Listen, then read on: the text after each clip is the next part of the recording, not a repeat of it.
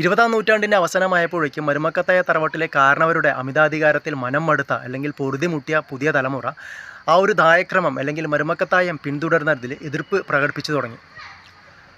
തറവാട്ടു സ്വത്തിൻ്റെ ഭരണത്തിൽ നിന്നും കാരണവർക്ക് ലഭിക്കുന്ന തനത് സമ്പാദ്യം അല്ലെങ്കിൽ സ്വന്തമായി കിട്ടുന്ന സമ്പാദ്യം അദ്ദേഹത്തിൻ്റെ ഭാര്യയ്ക്കും മക്കൾക്കും മാത്രം അവകാശപ്പെട്ടിരുന്നതാണ് അല്ലെങ്കിൽ ലഭിച്ചിരുന്നതാണ്. ഇത് കൂട്ടുകുടുംബ വ്യവസ്ഥയുടെ ഭദ്രതയെ തകർത്തു. നമ്മുടെ പ്രിയപ്പെട്ട എഴുത്തുകാരൻ MD വാസുദേവൻ നായരുടെ നാലുകെട്ട് എന്ന നോവലിൽ ഇതിനെക്കുറിച്ച് വിശദമായിട്ട് പറയുന്നുണ്ട്. പറ്റുമെങ്കിൽ വായിക്കുക.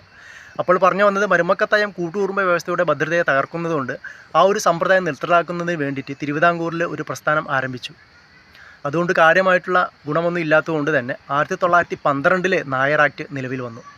എന്നാൽ അതുകൊണ്ടും കാര്യമായിട്ടുള്ള ഗുണവും മറ്റൊന്നും ഇല്ലാത്തതുകൊണ്ട് തന്നെ 1925 നായർ ആക്ടിലെ ചില വ്യവസ്ഥകൾക്ക് ഭേദഗതി വരുത്തി.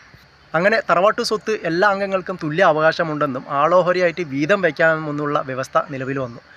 അതോടുകൂടിയിട്ട് മരുമക്കൾക്ക് അമ്മാവൻ്റെ സ്വത്തിലുണ്ടായിരുന്ന അവകാശം ഇല്ലാതാവുകയും ബഹുഭാര്യത്വം നിയമവിരുദ്ധമാവുകയുമൊക്കെ ചെയ്തു. 1921 കൊച്ചി രാജ്യത്ത് നായർ റെഗുലേഷൻ ആക്ട് നിലവിൽ വന്നു. പിന്നീട് 1938 നിലവിൽ വന്ന നായർ ആക്ടിൽ കൂടുതൽ ഫലപ്രദമായിട്ടുള്ള വ്യവസ്ഥകൾ നിലവിൽ വന്നു.